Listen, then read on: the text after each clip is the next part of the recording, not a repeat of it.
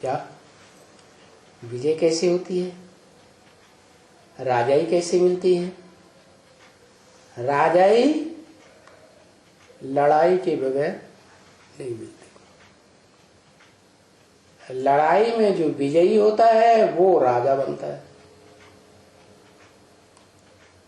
तो संगम युग में जब तक शिव है वो तो अखूट ज्ञान का भंडार है, ज्ञान की लड़ाई चलती है।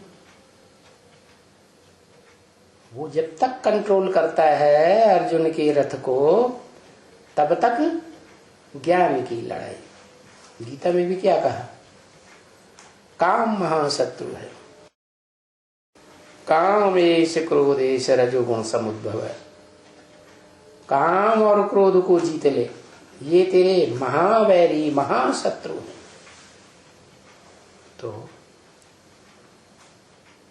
गीता के भगवान ने तो अहिंसक युद्ध सिखाया था।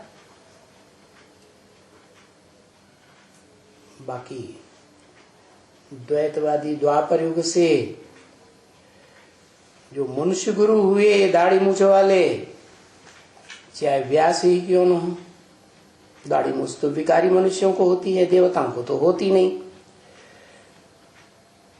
तो उन्होंने क्या किया? उन्होंने जो स्मृति आई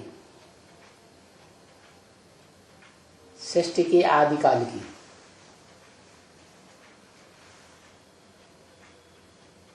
तो ये तो स्मृति भूल गई कि ये सृष्टि के आदिकाल की बात है। कुछ रही होगी, लेकिन विकारी बुद्धि होने के कारण उन्होंने जो शास्त्र बनाए वो सब विकृत हो गए। सच्चाई लोप होती चली गई।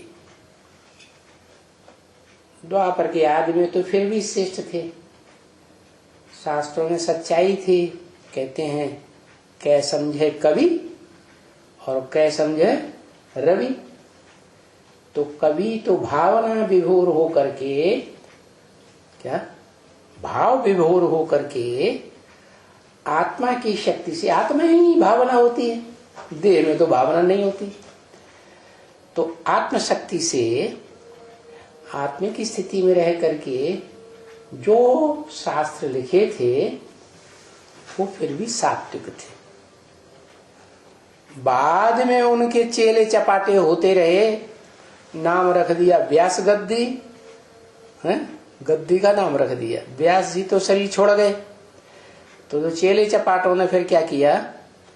फिर गद्दी पे जो बैठा व्याख्या करने के लिए उन शास्त्रों को, उसने उसमें और मिक्सचरिटी करते गए।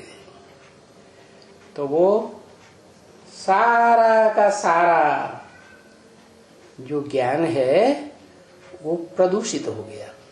ऐसे ही जैसे दूध के भरे हुए घड़े में एक बूंद सर्प का विष डाल दो, काले कोवरे का, तो क्या होगा? सारा ही विष बन गया।